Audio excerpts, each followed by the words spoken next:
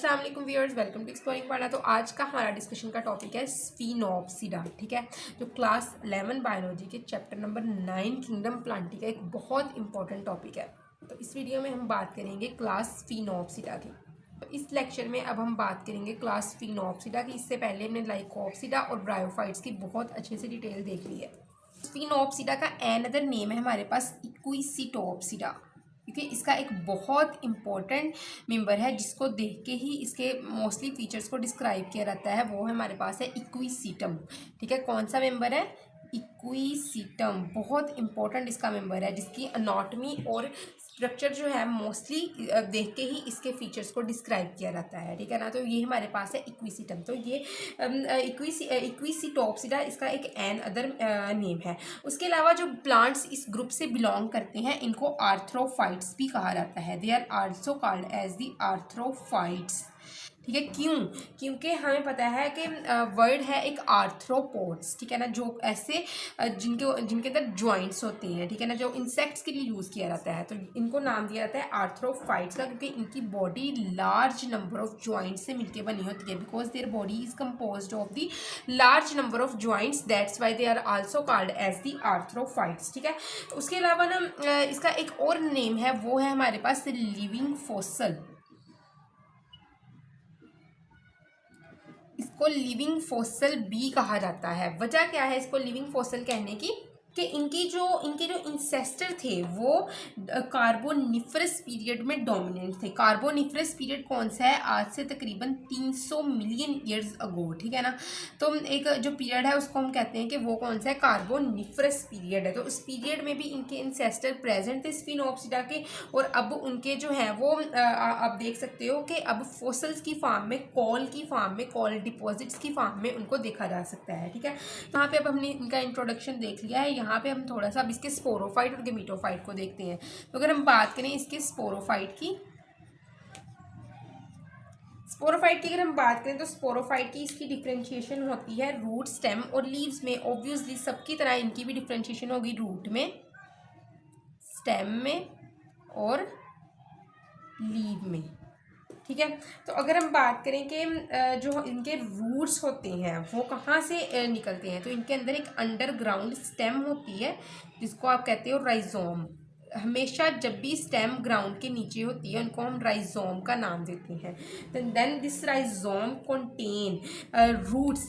जब भी स्टेम के ऊपर रूट्स होंगी तो उसको हम एडवेंटिशियस रूट का नाम देते हैं। ठीक है ना, दो केसेस होते हैं रूट्स के। एक तो रूट जो है वो मेन पार्ट से निकलती है जिसको हम रेडिकल कहते हैं। ठीक है ना, रेडिकल और लोम्यूल दो मेन पार्ट्स होते हैं सीड के। जब सीड जर्मिनेट करता है तो रेडिकल में से रूट निकल जाते हैं और लोम्यूल से शूट निकलती है। लेकिन जब भी रेडिकल से रूट नहीं निकलती, रेडिकल के अलावा प्लांट के किसी और पार्ट से रूट निकलती है, तो उसको हम कहते हैं एडवेंटिशियस रूट। तो इस केस में आप देखते हो राइजोम यानी कि स्टेम, अंडरग्राउंड स्टेम से रूट निकल रही है, तो इसको हम नाम देंगे कि इसमें एडवेंटिशियस रूट्स प्रेजेंट होती हैं। ठीक है, तो क्या होता है कि जो ये एडवेंटिशियस रूट्स होती हैं इनका काम होता है एंकरिंग और अब्जॉर्प्शन ऑफ वाटर न्यूट्रिएंट्स। ये एंकर करते हैं और अब्जॉर्ब करते हैं वाटर को और न्यूट्रिएंट्स को। ठीक है, यहाँ पे इनकी अब्जॉर्प्शन करवाई जाती है। क्लियर? तो इसकी रूट्स की हमने बात कर ली है। रूट को यहाँ पे डिस्क्राइब मैंने कर दिया है कि रूट जो है ये राइजोम यानी कि अंडरग्राउंड स्टेम से निकलती है। इसी केस में जिसमें स्टेम से क्योंकि रूट निकल रही है इसको हम एडवेंटिशियस रूट का नाम दे देते हैं। ठीक है, ये एडवेंटिशियस रूट एंकरिंग करवाती है, अब्जॉर्प्शन करवाती है वाटर और न्यूट्रिएंट की। ठीक है, अच्छा उसके बाद क्या है कि इनके पास क्या होते हैं, इनकी स्टेम की अगर हम बात करें तो स्टेम जो होती है वो ज्वाइंटेड स्टेम होती है। आप देखोगे कि इसके ऊपर भी क्या है, ज्वाइंट्स हैं, और यहाँ से स्टेम निकल रही है वो भी क्या है, ज्वाइंटेड है। यहाँ मैं बना के दिखाती हूँ आपको। ये स्टेम्स हैं, इसके ऊपर ये ज्वाइंट्स बने हुए हैं, इनको आप नाम देते हो नोड्स का। तो इसीलिए हम क्या कहते हैं, इनके अंदर क्या है, ज्वाइंट्स हैं, ज्वाइंटेड स्टेम है। ठीक है, तो इसको ज्वाइंट को नाम देते हैं नोड का। ये भी नोड है, ये भी नोड के सारे नोड्स हैं, और दो नोड्स के दरमियान वाले हिस्से को हम कहते हैं इंटरनोड। तो हम कहेंगे there stem is distinct into nodes and the internode, ठीक है।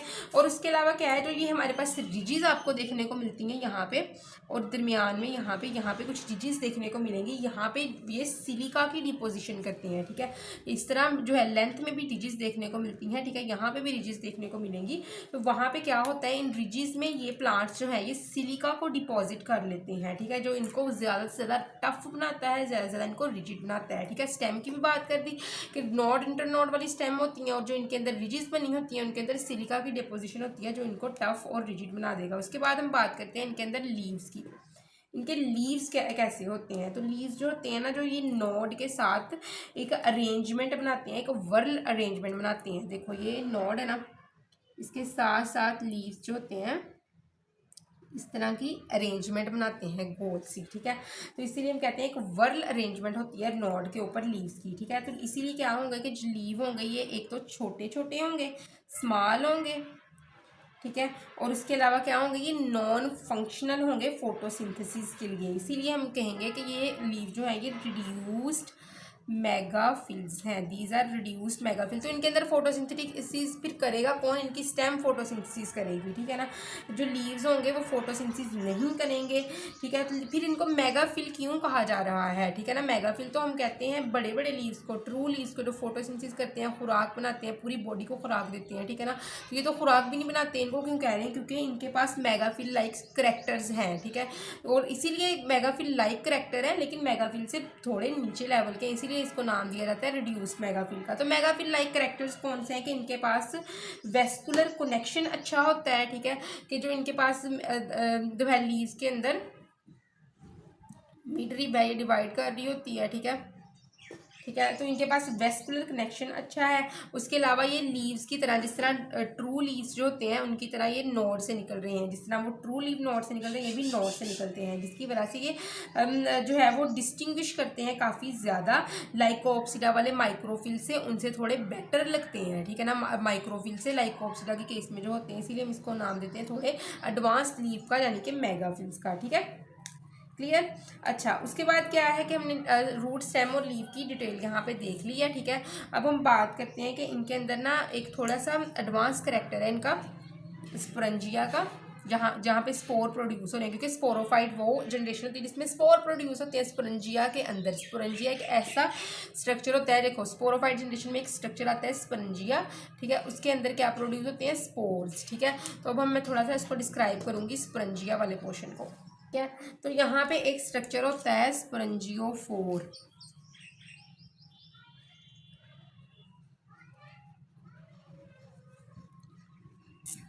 अच्छा। अब स्पोरेंजियोफोर क्या है, एक स्टाक होती है, एक फर्टाइल ब्रांच होती है जिसके ऊपर स्पोरेंजिया लगती हैं, ठीक है। ये तो हमारे पास वो था जिसके ऊपर जो फोटोसिंथेटिक जो होते हैं, ठीक है ना, ग्रीनी है। एक ना साइड से देखो, आप देखोगे यहाँ पे साइड से एक ब्रांच निकलेगी, ठीक है, जिसके ऊपर क्या लगेंगे, स्पोरेंजिया,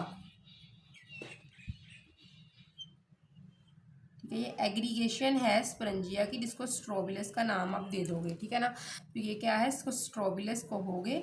इसके अंदर बहुत ज़्यादा स्पोरेंजिया इस तरह एग्रीगेट हुए होंगे, ठीक है ना। और जो स्टाक होती है इसके ऊपर ये लगेंगे, इसको नाम देते हैं स्पोरेंजियोफोर का, ठीक है। This fertile stalk is called as this sporangiophore, ठीक है, क्लियर। यहाँ तक लगी इसकी समझ।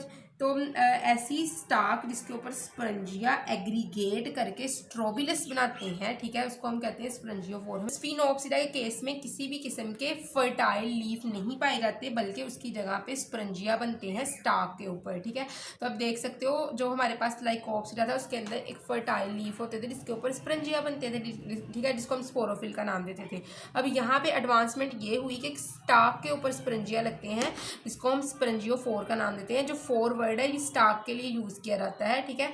तो जिसकी वजह से स्पोरेंजियोफोर मतलब कि स्टाक के ऊपर स्पोरेंजिया, ठीक है। तो स्पोरेंजियोफोर जो होता है ना, इसके अंदर क्या होता है, ये एक सिलेंडर, एक खाली स्टाक है, this is a cylinder stock, ठीक है, जिसकी जो एंड है इसका एक्सपेंड किया हुआ है। देखो ये एक सिलेंडर खाली स्टाक है और इसका एंड काफ़ी ज़्यादा इस तरह एक्सपेंड किया होगा, ठीक है, इसका एंड काफ़ी एक्सपेंडेड है, क्लियर, ताकि इसके ऊपर ठीक तरीके से स्पंजिया को अरेंज कर दिया जाए, ठीक है।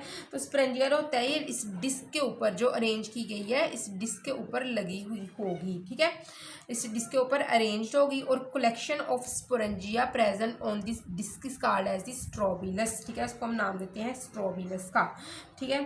अच्छा, तो उसके बाद हम बात करते हैं इसके थोड़े गेमीटोफाइट की। गेमीटोफाइट है इनका, ये फ्री लिविंग और इंडिपेंडेंट है, मतलब कि फोटोसिंथेटिक होगा, ग्रीनी होगा, अपनी खुराक खुद तैयार कर सकेगा, ठीक है ना।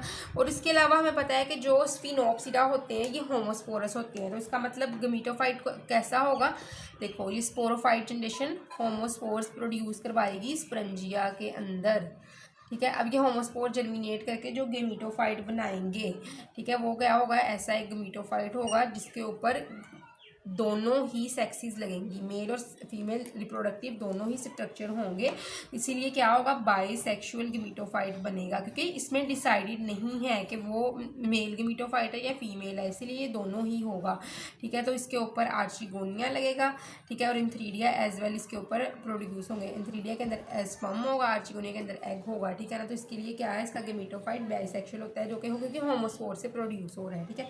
तो आई होप कि आपको स्पिनोप्सिडा के कॉन्सेप्ट की समझ लगी होगी, लेकिन अगर किसी भी किस्म का कंफ्यूजन है तो कमेंट सेक्शन में पूछ सकते हैं। थैंक यू सो मच, अल्लाह हाफिज़।